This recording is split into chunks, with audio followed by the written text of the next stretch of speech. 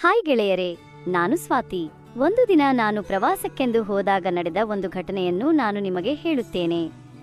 ನಾನು BA ಮೊದಲ ವರ್ಷದಲ್ಲಿ ಓದುತ್ತಿದ್ದಾಗ ನಾನು ನೋಡಲು ಸಾಧಾರಣವಾಗಿ ಗೋಧಿ ಬಣ್ಣವನ್ನು ಹೊಂದಿದ್ದೆ. ಉದ್ದನೆಯ ಕೇಶರಾಶಿ, ಚೂಪಾದ ಮೂಗು, ಗುಂಡನೆಯ ಮುಖವನ್ನು ಹೊಂದಿದ್ದರಿಂದ ಯಾವುದಾದರೂ ಸಮಾರಂಭಗಳಿಗೆ, ಶಾಪಿಂಗ್ ಮಾಲ್ಗೆ ಅಥವಾ ಹೊರಗಡೆ ಹೋದರೆ ಎಲ್ಲರೂ ನನ್ನನ್ನು ಗಮನಿಸುತ್ತಿದ್ದರು. ಇನ್ನು ನಾನು ಆಗಾಗ ಬೇರೆ ಬೇರೆ ಕಥೆಗಳು, ಸಿನಿಮಾಗಳನ್ನು ನೋಡುತ್ತಿದ್ದರಿಂದ ನನಗೆ ಎಲ್ಲದರ ಬಗ್ಗೆ ತುಸು ಜಾಸ್ತಿಯೇ ತಿಳುವಳಿಕೆ ಇತ್ತು.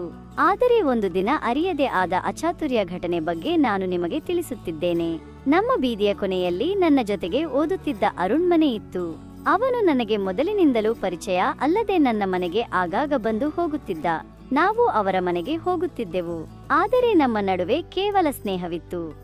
ಹೀಗೆ ಇದ್ದಾಗ ಒಂದು ದಿನ ಕಾಲೇಜಿನಲ್ಲಿ 5-6 ಜನರು ಸೇರಿ ಒಂದು ದಿನದ ಪ್ರವಾಸ ಹೋಗೋಣ ಎಂದು ಮಾತನಾಡಿಕೊಂಡೆವು.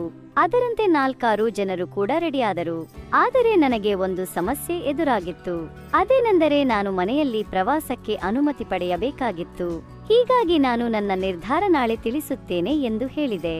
ಆಗ ಸ್ನೇಹಿತರೆಲ್ಲರೂ ಸರಿ ಎಂದು ಹೇಳಿದರು. ಮನೆಗೆ ಬಂದು ಈ ಬಗ್ಗೆ ಕೇಳಿದಾಗ ಎಲ್ಲಿಯೂ ಹೋಗುವುದು ಬೇಡ ಎಂದು ಕಟ್ಟುನಿಟ್ಟಾಗಿ ತಮ್ಮ ನಿರ್ಧಾರ ತಿಳಿಸಿದರು. ಆದರೆ ಅವನ ಮನೆ ಅವನಿಗೆ ಹೋಗು ಎಂದು ಹೇಳಿದ್ದರು. ಅವನು ಅದನ್ನು ಹೇಳೋಕೆ ಅಂತ ನಮ್ಮ ಮನೆಗೆ ಬಂದಾಗ ನಮ್ಮ ಮನೆಯವರು ಪ್ರವಾಸದ ಬಗ್ಗೆ ಅವನಿಗೆ ಕೇಳಿದರು. ಅವನು ಎಲ್ಲವನ್ನೂ ಹೇಳಿ ಸಾಯಂಕಾಲ ಮನೆಗೆ ಬರುತ್ತೇವೆ, ಕೇವಲ ಒಂದು ದಿನದ ಪ್ರವಾಸ ಮಾತ್ರ, ನಾನು ಕೂಡ ಹೋಗ್ತಾ ಇದ್ದೇನೆ ಎಂದು ಹೇಳಿದ. ಮನೆಯಲ್ಲಿ ಇನ್ನು ಈ ಬಗ್ಗೆ ವಿಚಾರ ಮಾಡುತ್ತಲೇ ಇದ್ದರು. ಅವನು ಹೋದ ಮೇಲೆ ನಾನು ಹೋಗುತ್ತೇನೆ ಎಂದಾಗ ಕೊನೆಗೆ ಸರಿ ಎಂದು ಹೇಳಿದರು. ಆದರೆ ಅವನ ಜೊತೆಗೆ ಬೈಕ್ನಲ್ಲಿ ಕೂತುಕೊಂಡು ಹೋಗು, ಬೇರೆಯವರ ಜೊತೆಗೆ ಆದರೆ ಬೇಡ ಎಂದು ಹೇಳಿದರು. ಅವನೆಂದರೆ ನಮ್ಮ ಮನೆಯಲ್ಲಿ ಸಾಕಷ್ಟು ನಂಬಿಕೆ ಇತ್ತು, ಅಲ್ಲದೆ ಅವನ ಬಗ್ಗೆ ಮನೆಯಲ್ಲಿ ಒಳ್ಳೆಯ ಅಭಿಪ್ರಾಯವೂ ಇತ್ತು. ಆಗ ನಾನು ಸರಿಯಾಯಿತು ಎಂದಾಗ ಅವನು ನಾನೇ ಕರೆದುಕೊಂಡು ಹೋಗಿ ವಾಪಸ್ ತಂದು ಮನೆಗೆ ಬಿಡುತ್ತೇನೆ ಎಂದು ಹೇಳಿದಾಗ ಮನೆಯಲ್ಲಿ ಸರಿ ಎಂದು ಹೇಳಿದರು. ಮಾರನೇ ದಿನ ಅಲ್ಲಿಂದ 6 ಜನರು ಪ್ರವಾಸಕ್ಕೆ ಹೊರಟೆವು. ಒಂದೊಂದು ಗಾಡಿಯ ಮೇಲೆ ಇಬ್ಬಿಬ್ಬರು ಇದ್ದೆವು. ಇಬ್ಬರು ಸ್ನೇಹಿತೆಯರು ಕೂಡ ಬಂದಿದ್ದರಿಂದ ನನಗೆ ಯಾವುದೇ ಭಯವಿರಲಿಲ್ಲ. ರಸ್ತೆ ಅಷ್ಟೊಂದು ಸರಿಯಾಗಿ ಇದ್ದಿರಲಿಲ್ಲ. ಹೀಗಾಗಿ ಅವನು ಮೇಲಿಂದ ಮೇಲೆ ಬ್ರೇಕ್ ಹಾಕುತ್ತಲೇ ಇದ್ದ. ನಾನು ಕೂಡ ಸುಮ್ಮನೆ ಇರುತ್ತಿದ್ದೆ. ನನಗೂ ಕೂಡ ಸ್ವಲ್ಪ ಸಂತೋಷವಾಗುತ್ತಾ ಇತ್ತು. ಆದರೆ ಕೆಲವೊಮ್ಮೆ ಬ್ರೇಕ್ ಹಾಕದಿದ್ದರೂ ಸಹಿತ ಕೆಲವೊಮ್ಮೆ ನಾನೇ ಮುಂದೆ ಹೋಗುತ್ತಿದ್ದೆ. ನಾವು ಪ್ರವಾಸದ ವೇಳೆ ಸಮೀಪದಲ್ಲಿದ್ದ ಕೆಲವು ಸ್ಥಳ ನೋಡಿದ ಮೇಲೆ ಅಲ್ಲಿಯೇ ಕಾಡಿನಲ್ಲಿ ಹರಿಯುತ್ತಿದ್ದ ನೀರಿನ ಕಡೆಗೆ ನಾವೆಲ್ಲ ಹೊರಟೆವು. ಬ್ರೇಕ್ ಹಾಕಿದಾಗ ನಾನು ಮುಂದೆ ಹೋಗುವ ಬಗ್ಗೆಯೂ ಅವನಿಗೆ ಅರ್ಥವಾಗಿತ್ತು. ಕೊನೆಗೆ ನಾವು ಅಲ್ಲಿಯೇ ಸಮೀಪದಲ್ಲಿ ಇದ್ದ ನೀರಿನಲ್ಲಿ ಆಟವಾಡತೊಡಗಿದೆವು. ಮೊದಲಿಗೆ ನಾವೆಲ್ಲ ಬೇಡ ಎಂದರು. ಕೊನೆಗೆ ಎಲ್ಲರೂ ನೀರಿನಲ್ಲಿ ಇಳಿದಿದ್ದೆವು. ಹೀಗೆ ಆಟವಾಡುವಾಗ ಪರಸ್ಪರ ನೀರನ್ನು ಎರಚುತ್ತಾ ಆಟವಾಡುತ್ತಾ ಕೂತಿದ್ದೆವು. ಒಂದಿಬ್ಬರು ನೀರಲ್ಲಿ ಈಜಾಡತೊಡಗಿದರು. ಆದರೆ ನಾವು ಮಾತ್ರ ಈಜು ಬರದೇ ಇದ್ದಿದ್ದರಿಂದ ದಂಡೆಯಲ್ಲಿ ಕೂತಿದ್ದೆವು. ಆದರೆ ಹೀಗೆ ಕೂತಾಗಲೇ ಒಂದಿಬ್ಬರು ಬಂದು ನನ್ನ ನೀರಿಗೆ ಎಳೆದೊಯ್ದರು. ಇದರಿಂದ ಎಲ್ಲಾ ಬಟ್ಟೆಗಳು ಒದ್ದೆಯಾದವು. ಹೀಗೆ ನೀರಿನಲ್ಲಿ ಆಟವಾಡುವಾಗ ಅರುಣ್ ನನ್ನನ್ನೇ ಗಮನಿಸುತ್ತಾ ಇದ್ದ. ಅವನ ಕಣ್ಣುಗಳು ಬೇರೆ ಕಡೆಗೆ ಇದ್ದವು. ನಾನು ನೋಡಿ ನಕ್ಕು ಸುಮ್ಮನಾದೆ. ಎಲ್ಲರೂ ನೀರಿನಲ್ಲಿ ಆಟವಾಡುತ್ತಿದ್ದರಿಂದ ಎಲ್ಲರೂ ಬಿಸಿಯಾಗಿದ್ದರು. ಹೀಗೆ ನೀರಿನಲ್ಲಿ ಆಟವಾಡುವಾಗ ಕೆಲವೊಮ್ಮೆ ಕೈಗಳು ಬೇರೆಡೆ ತಾಗುತ್ತಿದ್ದರಿಂದ ನನಗೆ ಮೈ ಜುಮ್ ಎಂದು ಎನಿಸುತ್ತಿತ್ತು. ಯಾಕೆಂದರೆ ನೀರು ಕೂಡ ತಂಪಾಗಿತ್ತು. ಮತ್ತೊಂದೆಡೆ ನನಗೆ ಖುಷಿಯೂ ಆಗುತ್ತಿತ್ತು. ಆಗ ನಾನು ನಗುತ್ತಾ ಅಲ್ಲಿಂದ ಎದ್ದು ಕಾಡಿನ ಕಡೆಗೆ ಓಡಲು ಮಾಡಿದೆ. ಅವನು ಕಾಡಿನಲ್ಲಿ ಅಪಾಯ ಇರುತ್ತದೆ, ಓಡಬೇಡ ಎಂದು ಹೇಳುತ್ತಾ ಬೆನ್ನಟ್ಟಿದ.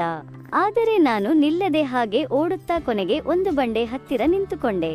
ಆಗ ಅವನು ಅಲ್ಲಿಗೆ ಬಂದು ನನಗೆ ಭಯತೊಡಗಿದ. ನಾನು ಅದನ್ನು ಯಾವುದನ್ನು ಲೆಕ್ಕಕ್ಕೆ ತೆಗೆದುಕೊಳ್ಳದೆ ಒಂದು ಮುತ್ತಿಟ್ಟೆ. ಹೀಗೆ 5 ನಿಮಿಷ ಅಲ್ಲಿಯೇ ಇದ್ದೆವು. ಇನ್ನೇನು ಆ ಕೆಲಸ ಶುರು ಮಾಡಬೇಕು ಎನ್ನುವಷ್ಟರಲ್ಲಿ ಎಲ್ಲರೂ ಓಡುತ್ತಾ ಅಲ್ಲಿಗೆ ಬಂದರು. ಯಾಕೆ ಓಡಿದೆ ಎಂದು ಕೇಳಿದಾಗ ನಾನು ನೀರಲ್ಲಿ ಏನೋ ಹೋದಂತೆ ಕಾಣಿಸಿತು, ಯಾವುದಾದರೂ ಪ್ರಾಣಿ ಇದ್ದಿರಬೇಕು, ಭಯಪಟ್ಟು ಅಲ್ಲಿಂದ ಬಂದೆ ಎಂದು ಹೇಳಿದೆ. ಆಗ ಹಾಗೇನಿಲ್ಲ ಎಂದು ಕೆಲವು ಬೈದರೆ ಇನ್ನು ಕೆಲವರು ಸರಿ ಇಲ್ಲಿಂದ ಹೋಗೋಣ ಎಂದು ನಿರ್ಧಾರ ಮಾಡಿ ಅಲ್ಲಿಂದ ಹೊರಟೆವು. ಆದರೆ ಇಷ್ಟು ವರ್ಷವಾದರೂ ಕೂಡ ನಾನು ಸಿನಿಮಾ ನೋಡುತ್ತಾ ಕಥೆ ಓದುತ್ತಾ ಕೈ ಕೆಲಸ ಮಾಡಿದ್ದೆ. ಆದರೆ ನನ್ನ ಹಸಿವು ತೀರಿರಲಿಲ್ಲ. ಇದಕ್ಕೆ ಒಂದು ಕೊನೆ ಸಿಕ್ಕಿತು ಎನ್ನುವಾಗಲೇ ಎಲ್ಲವೂ ಅರ್ಧಕ್ಕೆ ನಿಂತಿತ್ತು. ನನಗೆ ಇದರಿಂದ ತುಂಬಾ ಬೇಜಾರಾಗಿ ಬಿಟ್ಟಿತ್ತು. ಬೈಕ್ ಮೇಲೆ ಕುಳಿತು ಬರುವಾಗ ನಾನು ಈ ಬಗ್ಗೆ ಯೋಚಿಸುತ್ತಾ ಕೂತುಕೊಂಡಿದ್ದೆ. ಇವತ್ತು ಹೇಗಾದರೂ ಮಾಡಿ ಇದಕ್ಕೆ ಒಂದು ದಾರಿ ಕಾಣಿಸಬೇಕು, ಇಲ್ಲದಿದ್ದರೆ ನನಗೆ ಸಮಸ್ಯೆ ಆಗುತ್ತದೆ ಎಂದು ಯೋಚನೆ ಮಾಡುತ್ತಿದ್ದೆ. ಆಗ ಅವನು ಯಾಕೆ ಸುಮ್ಮನೆ ಇದ್ದೀಯಾ ಎಂದು ಕೇಳಿದಾಗ ನಾನು ಏನಿಲ್ಲ ಬಿಡು ಎಂದು ಹೇಳಿ ಒಂದು ನಿರ್ಧಾರ ಮಾಡಿದೆ. ಕೊನೆಗೆ ಸಿಟಿಗೆ ಬಂದ ಮೇಲೆ ಸಾಯಂಕಾಲ 6ರ ಸುಮಾರಿಗೆ ಎಲ್ಲರೂ ಹೋಟೆಲ್ ಒಂದಕ್ಕೆ ಹೋದೆವು. ಕೆಲವರು ಟಿಫಿನ್ ಮಾಡಿದರು, ಆದರೆ ನನಗೆ ಮಾತ್ರ ಹಸಿವೇ ಆಗಿರಲಿಲ್ಲ. ವರ್ಷವಿಡೀ ಕೈ ಕೆಲಸ ಮಾಡುತ್ತಿದ್ದ ನನಗೆ ಬೇರೆ ಹಸಿವು ಆಗಿತ್ತು. ಈ ಬಗ್ಗೆ ವಿಚಾರ ಮಾಡುತ್ತಾ ನಾನು ಹೊರಗಡೆ ನಿಂತುಕೊಂಡಿದ್ದೆ. ನನಗೆ ಬೇರೆಯದೇ ಬೇಕಾಗಿತ್ತು. ಅದೇ ಹೊತ್ತಿಗೆ ನಾನು ಅವನಿಗೆ ಮೆಸೇಜ್ ಮಾಡಿ ಸ್ವಲ್ಪ ಕೆಲಸ ಇದೆ ಅಂತ ಹೇಳಿದೆ. ಅವನು ಸರಿ ಅಂತ ಹೇಳಿದ. ಅಲ್ಲಿಂದ ಬೇರೆ ಬೇರೆ ಕಡೆಗೆ ಹೋಗುತ್ತಿದ್ದರಿಂದ ಅವರು ಸರಿ ಎಂದು ಹೇಳಿ ಹೊರಟರು. ಆದರೆ ಬೈಕ್ ಮೇಲೆ ಹಿಂದೆ ಕೂತಾಗ ನಾನು ಸ್ವಲ್ಪ ಹೊಸ ಬಟ್ಟೆ ತಗೋಬೇಕು ಎಂದು ಹೇಳಿ ಅಲ್ಲಿಂದ ಮಾರುಕಟ್ಟೆ ಕಡೆಗೆ ಬಂದೆವು. ಹೀಗೆ ಬರುವಾಗ ನಾನು ಅವನಿಗೆ, ನೀನು ಬ್ರೇಕ್ ಹಾಕಬೇಡ, ನನಗೆ ಎಲ್ಲವೂ ಗೊತ್ತು, ಒಂದೆರಡು ಹೊಸ ಬಟ್ಟೆ ತಗೋಬೇಕು, ಆಮೇಲೆ ಅಲ್ಲಿಂದ ಹೋಟೆಲ್ ಹೋಗೋಣ ಎಂದು ಹೇಳಿದೆ. ಅವನಿಗೆ ಎಲ್ಲವೂ ಅರ್ಥವಾಗಿ ಬಿಟ್ಟಿತು. ಕೂಡಲೇ ಹೊಸ ಬಟ್ಟೆಯನ್ನು ತಗೊಂಡು ಹೋಗುವಾಗ ಊಟವನ್ನು ತಗೊಂಡು ಹೋದ. ಹೋಟೆಲ್ ಒಂದಕ್ಕೆ ಹೋಗಿ ಅಲ್ಲಿಯೇ ಏಕಾಂತದಲ್ಲಿ ಆ ಕೆಲಸವನ್ನು ಮಾಡಿ ಆಮೇಲೆ ಅಲ್ಲಿಯೇ ಇದ್ದ ಊಟವನ್ನು ಮಾಡಿ ಸ್ವಲ್ಪ ಸಮಯ ರೆಸ್ಟ್ ಮಾಡಿದೆ. ಪ್ರವಾಸಕ್ಕೆ ಹೋಗಿದ್ದರಿಂದ ತುಸು ಜಾಸ್ತಿಯೇ ಸುಸ್ತು ಆಗಿತ್ತು. ಆಮೇಲೆ ಅಲ್ಲಿಂದ ಹೊರಟು ಮನೆಗೆ ಹೊರಟೆವು. ಹೀಗೆ ಹೋಗುವಾಗ ಅವನು ಸುಮ್ಮನೆ ಇದ್ದ. ಆಗ ನಾನು, ಯಾಕೆ, ಏನಾಯಿತು ಎಂದು ಕೇಳಿದಾಗ ಅವನು, ಇವಾಗ ಮನೆಯಲ್ಲಿ ಏನಂತ ಹೇಳಬೇಕು, ಪ್ರವಾಸದಿಂದ ಬೇಗ ಬರ್ತೇವೆ ಎಂದಿದ್ದೆ ಅಂತ ಹೇಳಿದ. ಆಗ ನಾನು, ಅದೆಲ್ಲ ಬಿಡು, ಇವಾಗ ಅದನ್ನು ಯೋಚಿಸುತ್ತಾ ಕುಳಿತರೆ ಮನೆಗೆ ಹೋಗಲು ಲೇಟ್ ಆಗುತ್ತೆ, ಮನೆಯಲ್ಲಿ ಗೊತ್ತಾದರೆ ಏನು ಮಾಡೋದು ಎಂದು ಕೇಳಿದಾಗ ಅವನು, ನಾವು ಸಿಟಿಗೆ ಬಂದು ಬಹಳ ಹೊತ್ತಾಗಿತ್ತು, ಬರಬೇಕಾದರೆ ಸಿನಿಮಾ ನೋಡಿಕೊಂಡು ಬಂದಿದ್ದೇವೆ ಅಂತ ಹೇಳು ಎಂದು ಹೇಳಿದ. ನಾನು ಸರಿ ಅಂತ ಹೇಳಿದೆ. ಯಾವುದಕ್ಕೂ ಇರಲಿ ಅಂತ 2 ಸಿನಿಮಾ ಟಿಕೆಟ್ ತಗೊಂಡು ಇಟ್ಟುಕೊಂಡೆವು. ಆಮೇಲೆ ಅವನು ನನ್ನ ಮನೆಗೆ ಬಿಟ್ಟು ಅಲ್ಲಿಂದ ಹೊರಟ. ಆದರೆ ಮಾರನೇ ದಿನ ನನಗೆ ಸ್ವಲ್ಪ ಮೈಕೈ ನೋವು ಆಗಿ ಜ್ವರ ಬಂದಂತೆ ಆಗಿತ್ತು.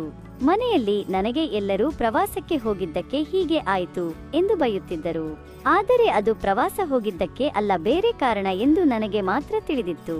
ಆಮೇಲೆ ಅವರಿಗೆ ಬಹುಶಃ ನೀರು ಬದಲಾಗಿ ಅನಾರೋಗ್ಯವಾಗಿದೆ ಎಂದು ಹೇಳಿ ಸುಮ್ಮನಾದೆ. ಆಮೇಲೆ ಅವತ್ತು ವೈದ್ಯರ ಹತ್ತಿರ ಹೋಗದೆ ಮನೆಯಲ್ಲಿಯೇ ಇದ್ದುಕೊಂಡು ರೆಸ್ಟ್ ಮಾಡಿದೆ. ಆಮೇಲೆ ಸಾಯಂಕಾಲ ಇವನು ಬಂದು ಕೇಳಿದ. ನಾನು, ಏನಿಲ್ಲ, ಸ್ವಲ್ಪ ಹುಷಾರು ತಪ್ಪಿದೆ, ಗಾಬರಿ ಪಡುವಂತದ್ದು ಏನಿಲ್ಲ ಎಂದು ಹೇಳಿದೆ. ಅವನು ಸರಿ ಎಂದು ಹೇಳಿದ.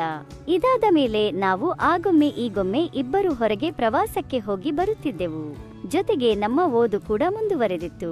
ಸದ್ಯ ಇವನು ಖಾಸಗಿ ಕಂಪನಿಯೊಂದರಲ್ಲಿ ಕೆಲಸ ಮಾಡುತ್ತಿದ್ದು, ಇಬ್ಬರ ಕಲ್ಯಾಣವಾಗಿ ನಾವು ಚೆನ್ನಾಗಿ ಇದ್ದೇವೆ. ಫ್ರೆಂಡ್ಸ್, ಈ ಕಥೆ ಇಷ್ಟವಾಗಿದ್ದರೆ ಇದಕ್ಕೊಂದು ಲೈಕ್ ಕೊಟ್ಟು ನಮ್ಮ ಚಾನೆಲ್ ಸಬ್ಸ್ಕ್ರೈಬ್ ಮಾಡಿಕೊಳ್ಳಿ. ಮುಂದಿನ ವಿಡಿಯೋದಲ್ಲಿ ಸಿಗೋಣ. ಕೇಳಿದ್ದಕ್ಕಾಗಿ ಧನ್ಯವಾದಗಳು.